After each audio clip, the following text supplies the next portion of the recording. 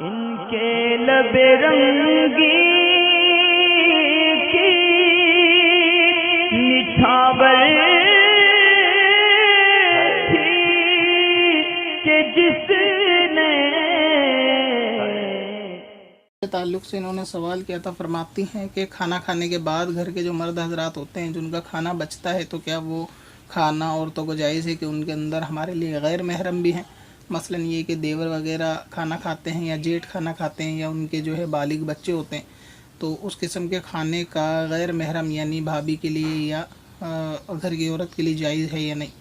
دیکھیں، اگر مسئلہ اس طرح ہے کہ کھانا کھانے کے بعد جو کھانا بچتا ہے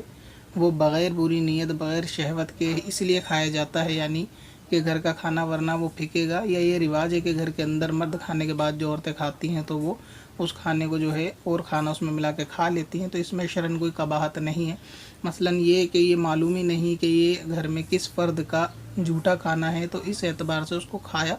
جا سکتا ہے جبکہ دل میں کوئی برا وسوسہ نہ ہو۔ اور جو غیر مرد کے لیے غیر عورت کا کھانا یا پھر غیر عورت کے لیے کسی غیر مرد کا کھانا بطور لذت ہو، یہ معلوم ہو کہ فلاں شخص کا کھانا ہے اور وہ لذت حاصل کرنے کے لیے دل میں محبت کے لیے جان کر اس کا جھوٹا کھاتا پیتا ہے یا کھاتی پیتی ہے، تو اس اعتبار سے شریعت نے اس کو مکروہ رکھا، یعنی اس کو ناپسند کرتی ہے کہ یہ جو ہے اس طرح سے درست نہیں ہے۔ اور اگر اس طرح ہے کہ معلوم ہی نہیں کس کا جھوٹا ہے یا کہ کھانا پھینکے گا، اس اعتبار سے وہ بغیر دل میں کسی برے وسوسے کے اگر کھا پی لے تو اس میں شرعاً کوئی قباحت والی بات نہیں ہے۔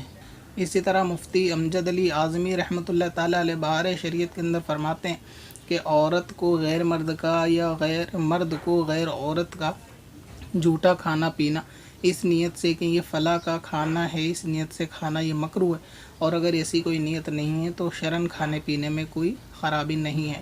اور آگے فرماتے ہیں کہ اگر یہ جھوٹا کسی ایسے شخص کا ہے کہ یعنی جو جھوٹے کھانا جائز بلکہ برکت والا ہے، کہ جیسے سامنے والا کوئی عالم دین ہے، پیر و مرشد ہے اور نیک پرہیزگار ہے، اور اس کا جھوٹا اگر باعث برکت کے لیے کھایا جائے کہ فلاں شخص نے کھایا پیا ہے اس کی برکت حاصل کرنے کے لیے، تو اس میں پھر کوئی شرعاً کا بات نہیں، بلکہ یہ چیز بہتر ہے۔ مثلا یہ کہ گھر کے اندر کوئی پیر صاحب ہیں یا پھر پیر صاحب آئے ہوئے ہیں اور ان کا برکت کے لیے بچا ہوا پانی اگر کوئی پیتا ہے، اگرچہ غیر محرم عورت ہی پیے، تو اس طرح سے نیکوکار کا جھوٹا کھانا اور پینا اپنے لیے تبرک سمجھنا، اپنے لیے برکت والا سمجھنا، تو شرعاً اس میں خرابی نہیں ہے بلکہ یہ بہتر ہے، تو اس طرح کھا پی سکتے ہیں۔ ورنہ جو صورت آپ نے بتائی جائز اس میں بھی ہے، شرعاً اس میں کوئی خرابی نہیں، اور جس میں خرابی ہے شریعت نے منع کیا وہ میں نے آپ کو جو ہے بیان کر دی۔